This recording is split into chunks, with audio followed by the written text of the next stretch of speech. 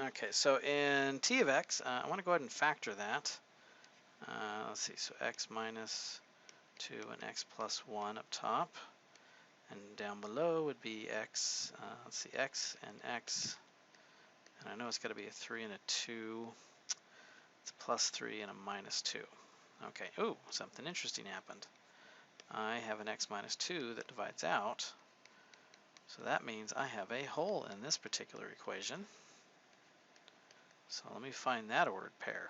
There's a hole at 2 comma, and then I want to evaluate that. So 2 plus 1 over 2 plus 3, so 3/5. So 2 comma 3/5, I have a physical hole in this graph. Vertical asymptotes. Okay, vertical asymptotes, I'm going to look at the denominator. So that's at x equals -3. X-intercepts, I'm going to look at the numerator. So if I set the x plus 1 equal to 0, I should get -1, 0. Y-intercept, let's see, so I want to evaluate that at 0, so t of 0. I get 0 plus 1 over 0 plus 3, so that's a third. So 0 comma 1/3, it crosses the y-axis. Horizontal asymptote, it is what we call a same case. So that means I want the leading coefficients here. So 1x over 1x. So I get y equals 1 over 1, which is just equal to 1. And let's ask the question, do they actually intersect each other? So does this rational, does it cross the horizontal asymptote? So I'm going to set 1 equal to the reduced form. So x plus 1 over x plus 3. And then I'm going to solve. So if I multiply the denominator, I get x plus 3 equals x plus 1. And already I can see that the x's are going to cancel out, and I'm left with 3 equals 1, which is false. So does it cross the HA? The answer is no. Okay. So then let's fill in what we know. So let's start with any points we know of and any asymptotes. So I know there's a vertical asymptote at -3. I know there's a horizontal asymptote at y equals 1. I know that it crosses at 0, -1, 0, and at a third, y equals a third. And there is a hole at 2 comma 3/5. So at 2 comma 3/5, which is right there, there's a hole. And I think that's it. I think we got all our information. I know it doesn't cross the HA anywhere. Okay, so coming in, well, I can see on the right side what's happening. It's got to intersect there because I know it doesn't cross the HA. And just got to hug the bottom piece. Now on the left side, I'm just going to think about this for a second. It's either going to go above or below. And I'm going to say it has to go above. And the reason why it has to go above is it doesn't cross the x-axis. We already solved that. We already figured out where it crossed, and nowhere on the left side did that happen. So it's got to hug this direction. So our rational's got to look similar to that. All right, in this next one, same deal. Let's go through our list of facts. Let's see if we can factor this first. So that would be x, x and x, 5 and 4. Looks like the +5 and the -4. Okay, so let's start with vertical asymptote at x equals 3. X-intercept at 4, 0 and at -5, 0. Again, looking at the numerator for that. This actually is top heavy, so we have an oblique asymptote, so we're going to have to come back and we find that one a little differently. So I'm going to set up a little spot. When you find the slant asymptote, there it is. The y-intercept I get by evaluating at 0, so 0 squared plus 0 minus 20 over 0 minus 3. So I get 0, 20 thirds when I evaluate that. What else? Let's find that slant. So this is where I have to divide. So I'm going to use synthetic division here. So 1, 1, and negative 20. And I'm going to synthetically divide in the 3. So drop the 1, multiply, multiply. Okay, so the 1 and the 4 is what I care about. The negative 8 is considered our remainder. So our slant asymptote is the evenly divisible piece, which represents x plus 4. Okay, so let's plot what we know. I know there's a VA at 3. I know there's a slant asymptote at x plus 4. So 1, 2, 3, 4. So right there. And then it's going to go up 1 over 1, up 1 over 1, up 1 over 1, down 1, down 1. Okay. So I've got this slanted, sort of, that's what it's going to intersect at somewhere. X-intercepts are at 4, 0, so right there, and at negative 5, 0, so 1, 2, 3, 4, 5. Now I might want to double check if it is before or after that slant. So I might want to come back and think about that. Let's see, y equals 0 at, oh, okay, hold on. Where would y equals x plus 4 cross the x-axis? So that'd be 0 equals x plus 4, so it's at negative 4. Okay, so it actually, if I put my scale in a little bit better, where it crosses is at 4. So the other x-intercept is a little bit past it then, and that's fine. 20 thirds. Well, 23 goes into 20 almost 7 times, so 20 thirds is up above it somewhere, which again makes sense with the other piece of information about where it crossed the x-axis at. And so actually that's enough. That's enough information. We can sketch a picture. So you know, this guy, he keeps going down that way, and my rational function is going to hug it and go through those 2 points and curve up. And on the right side, it's got to come down and hug it up that way. So it's got to look like that. But again, you got to be really careful when you're plotting points and trying to figure out where these things cross the x and y axis. All right, in B of x here, kind of look at that. Let's see, so we have a parent function of 4 to the x. 4 to the x, and 4 to the x is going to have, let's see, the critical points for it would be negative 1, comma a fourth, 0, 1, and 1, comma 4. And so I can use my mapping rules to help figure out where this new ordered pairs come from.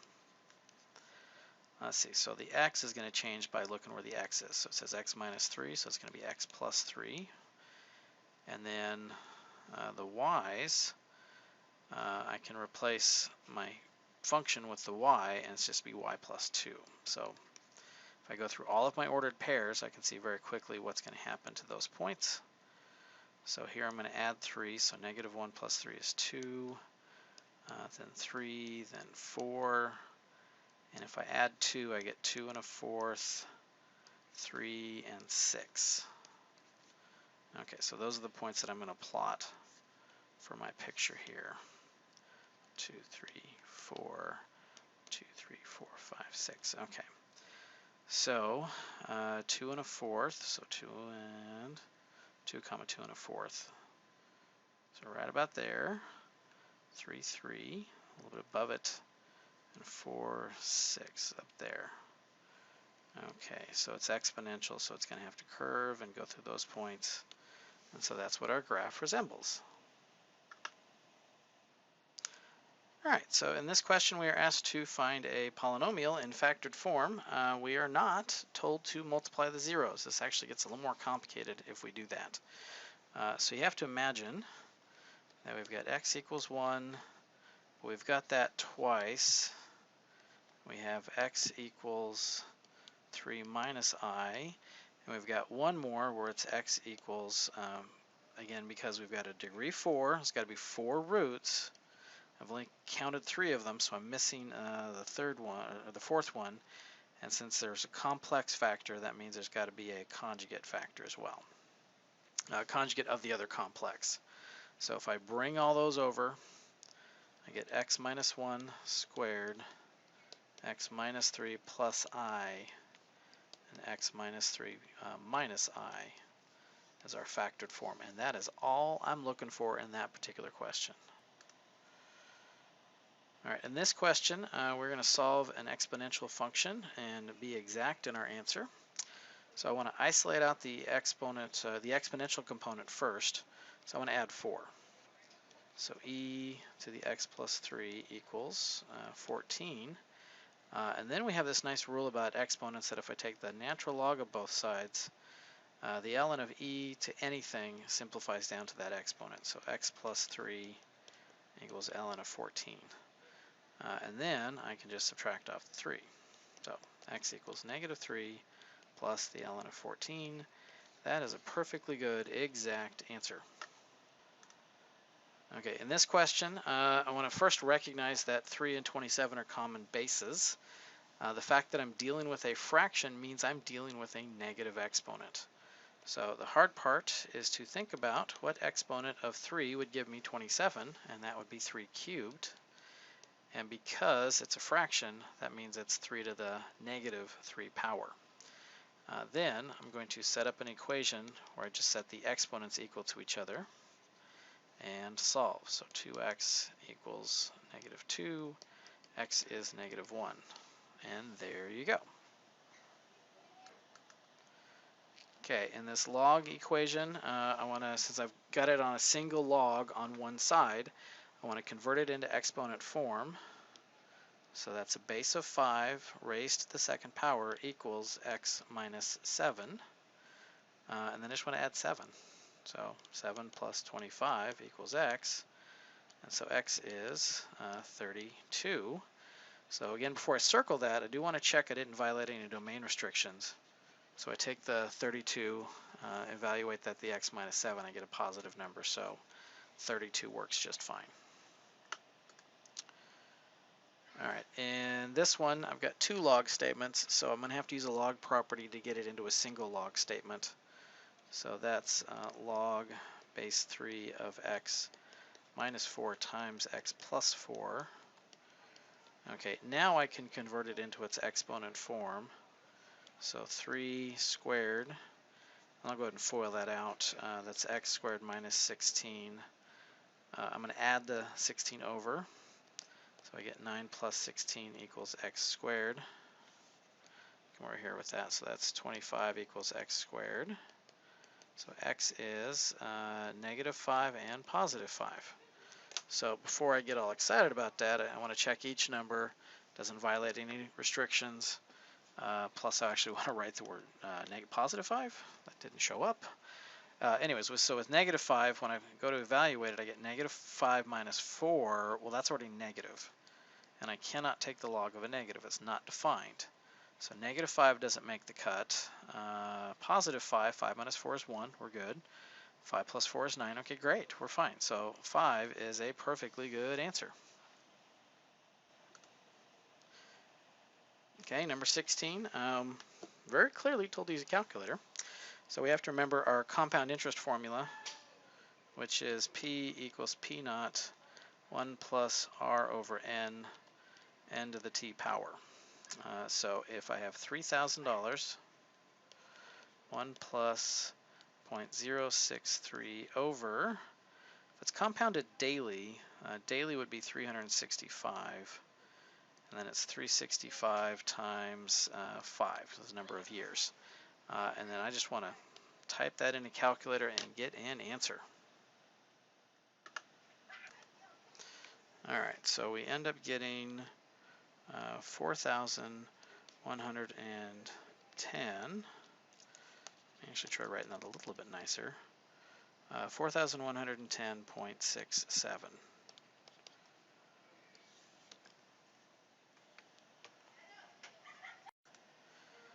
All right, in this question, we're dealing with population growth, and the formula for population growth is the PERT one. So P equals E to the RT. So if in 2011 it's 100 million, so we're going to say 100 E to the 0.03, and then I have to do a little thinking. Let's see, 2052 minus 2011. So we're looking at 41-year span. And that's what I want to type in the calculator. So that one's not too bad. Let me do that real quick.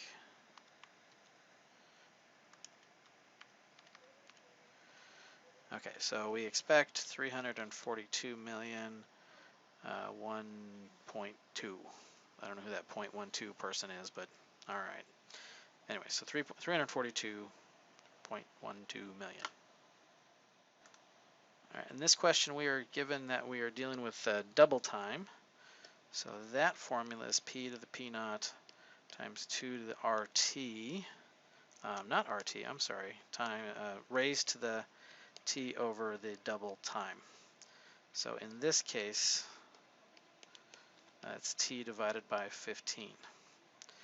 So if it is 12,000, so that's our original population is 12,000, 2 to the T over 2 raised to the T over 15 power.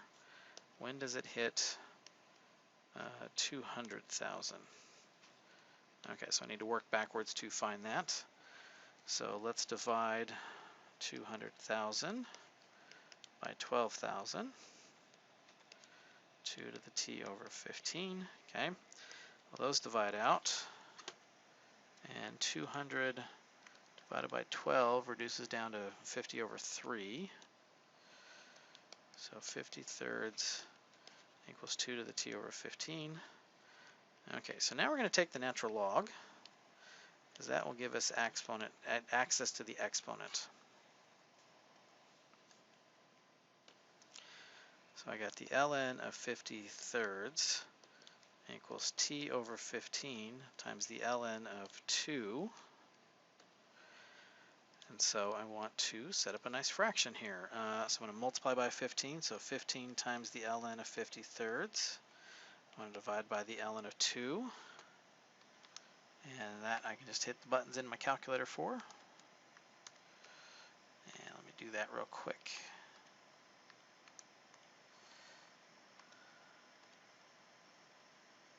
Okay, so I get 60.88. So 60.89 years. It's actually 88.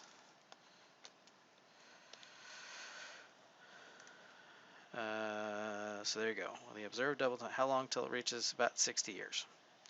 About 60 years will be at that mark.